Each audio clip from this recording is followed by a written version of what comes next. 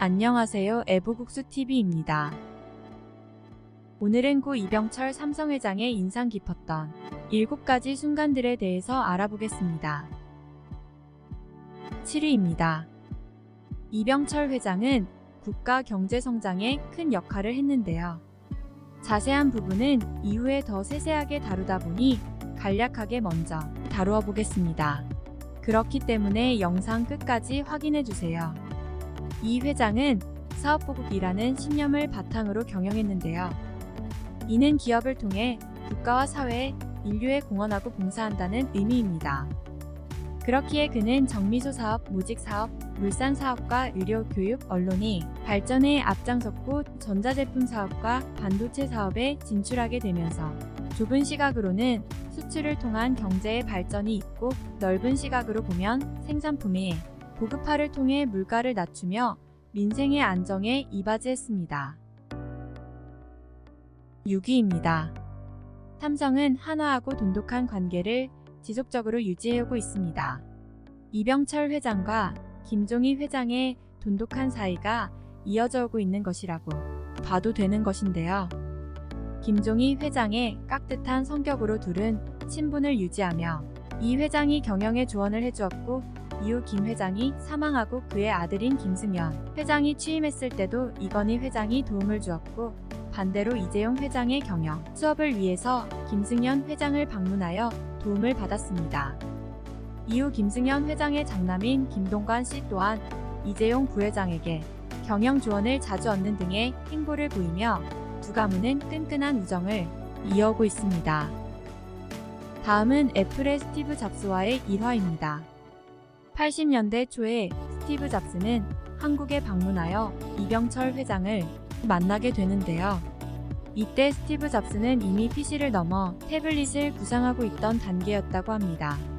어쨌거나 이 둘은 만나 서로의 계획에 대해 이야기하였고 이후 잡스가 떠나고 이 회장은 잡스는 IBM과 맞설 수 있는 인물이네 라고 말했다고 합니다.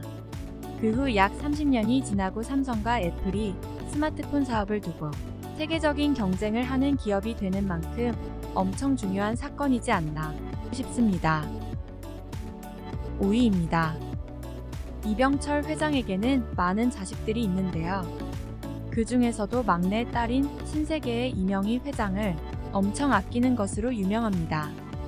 후 이건희 회장 또한 이명희 회장을 두고 장미처럼 자랐다 라고 표현했을 만큼 막내에 대한 사랑이 남달랐는데요. 실제로 이병철 회장은 사업과 관련된 일을 하러 갈 때마다 이명희를 데리고 다녔고 이것이 나중에 큰 영향을 주게 되었습니다. 실제로 이명희 씨가 그의 아버지로부터 신세계를 이어받고 기업을 운영하게 되는데요. 아버지의 영향을 많이 받아서인지 미국으로 넘어가 철저하게 준비를 하여 월마트 코리아를 인수하고 월마트가 보유한 국내 매장을 모두 이마트로 바꾸는 공격적인 결정을 하여 리틀 이병철이라고도 불리우고 있습니다. 또한 그의 아들인 이건희 회장도 그의 딸인 이부진 신라호텔 사장을 아끼는 것과 이재용 삼성 회장도 그의 딸을 아끼는 것을 보면 딸바보적인 모습은 유전되는 듯 싶습니다. 4위입니다. 삼성은 무려 80년이 넘게 무노조 경영을 실천했는데요. 훗날 이재용 삼성 회장이 취임하고 시대적 흐름으로 인해 노조 설립을 막지 못하게 되자 이러한 방향이 자연스레 철폐가 되었습니다. 이러한 흐름은 이병철 회장으로부터 이어졌던 것인데요. 그는 노동조합에 대해 호의적이지 않았고 이를 가만히 냅두면 회사가 망할 수도 있다는 생각을 가지고 있었기 때문에 계속해서 이를 유지했습니다.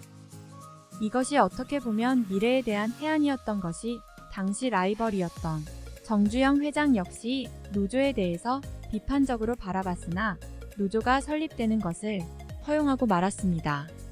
그러나 현재에 와서 잦은 파업으로 비노조 일반 노동자들의 근로조건을 악화시키고 실제로 업무에 협조적이지도 않으며 이상한 근거를 들이밀며 급여를 올려달라고 요구하는 등의 행태를 보면 삼성이 인류기업이 되어 유지하고 있는 것이 이러한 점 때문이라는 생각도 듭니다. 3위입니다. 이병철 삼성 회장은 굉장히 엘리트인 것으로 유명합니다. 그는 부모님의 만류에도 불구하고 일본으로의 유학을 결심하는데요. 이 과정에서 지인에게 돈을 빌려 와세다 대학교 정치경제학과에 입학하게 됩니다. 이후 일본에 살면서 그들의 문화나 선진공업을 배우게 되고 한국에 넘어와 이를 바탕으로 사업을 시작하게 됩니다. 이후에는 여러분들도 아시다시피 다양한 분야의 사업에 진출하여 그의 엘리트주의에 걸맞게 인류가 되었는데요. 이들이 현재 삼성, CJ, 신세계, 한솔, 중앙일보 등이 되어 각 분야마다의 대표성을 띌 정도의 성장을 하게 되었습니다. 이런 엘리트주의적인 성격은 비단 이 회장 본인과 그의 기업만 속한 것이 아닌데요. 그의 자서전인 호암자전에 따르면 만년필도 유명 브랜드인 워터맨만 사용하고 양복도 일본 한 개인 양복점에서 맞춤형으로 제작한 것만 사용하는 등 타 제품을 사용할 때도 그만의 철학으로 사용한다는 것을 알 수 있습니다. 2위입니다. 이병철 회장은 계획적이며 섬세한 성격으로 유명합니다. 아무래도 그의 경쟁자인 정주영 회장이 저돌적이고 즉흥적인 성격과 대비되기 때문에 이것이 더 부각되는 것 같기도 한데요. 앞서 말했던 것처럼 일본에 방문하여 철저하게 그들의 방식과 능력을 본받아 사업을 시작한 것도 이러한 성격이 잘 드러나는 예시라고 할 수 있습니다. 이러한 점은 드라마 재벌집 막내 아들에서도 잘 나타나는데요. 해당 드라마에는 이병철 회장을 모티브로 한 진양철 회장이 극중에 등장합니다. 그리고는 일식장인이 만든 초밥을 먹고는 초밥에 밥알이 몇 개냐고 물어보는 장면이 굉장히 유명한데요. 이 장면은 이병철 회장의 실제 일화입니다. 이 회장은 식사를 하다가 뛰어난 맛을 찾아내면 그가 운영하던 신라호텔의 조리원들을 해당 식당에 파견 보냈었는데요. 이때 당시의 조리원 중 당시 신라호텔 조리부장이었던 이병환 씨는 잦은 일본 파견으로 많은 비법을 전수받았습니다. 이로 인해 자부심과 자신감이 한껏 올라 있었는데요. 이후 그는 이 회장에게 초밥을 대접해 주었으나 이 회장은 초밥 한 점에 밥알이 몇 개냐고 물었습니다. 이에 이병환 씨가 대답을 못하자 이병철 회장이 초밥 한 점에 320개, 점심에는 식사로 초밥을 먹으니 한 점에 320개가 맞고 저녁에는 술과 함께 안주로 먹으니 280개가 적당하다 라고 말하며 배움에는 끝이 없다. 이 말을 명심하게 라고 덧붙였습니다. 이 말을 들은 이병환 씨는 자신의 자만을 부끄러워했고 더욱 배움에 몰두하여 신라호텔의 모든 분야를 총괄하는 조리부장직을 담당하게 됩니다. 1위입니다.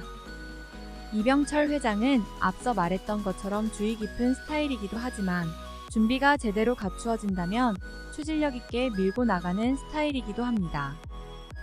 대표적으로는 삼성전자가 공장을 지을 때 임원들이 부지가 너무 크다고 반발하자 일본 기업을 이기려면 저거보다 더 커야 한다라며 밀어붙였고 반도체 산업에 진출할 때도 이미 선점하고 있던 다른 외국 기업들이 일부러 자사의 제품을 싸게 팔아 새로 진입한 삼성을 털어내려고 할 때도 직원들의 만류에도 불구하고 더 싸게 팔아 적자가 남에도 이를 끝까지 밀고 나가 결국 반도체 신제품을 세계 최초로 개발하는 등의 성과를 이루어냅니다. 다음은 박정희 대통령과의 일화인데요. 박정희 대통령이 국가재건 최고회의의 의장 시절 그간 부정부패를 일삼은 재벌들을 구속하였습니다. 이후 이병철 회장은 박정희 대통령과의 면담을 가지게 되었는데요. 박 대통령은 의견을 듣고 싶은 거니 거리낌 없이 말해주라고 하였고 이에 이 회장은 이 부정축제로 내는 돈을 국가산업기관에 투자하여 국가 경제 발전에 이바지하는 방법은 어떻습니까? 라는 말을 하였습니다. 이후 박정희 대통령이 당선이 되었고 이병철 회장의 의견대로 경영인들의 자문을 통해 국가 산업을 발전시켜 일자리를 만들어 경제를 발전시키게 됩니다. 지금까지 삼성 창업회장인 고 이병철 회장에 대해서 알아봤는데요. 더 많은 인물들의 일화나 두 가지를 비교하는 영상 등이 궁금하시다면 제 채널에 방문해주시고 원하시는 인물이 있으시면 댓글 남겨주신다면 참고하여 영상 제작하도록 하겠습니다. 구독과 좋아요 부탁드립니다. 감사합니다.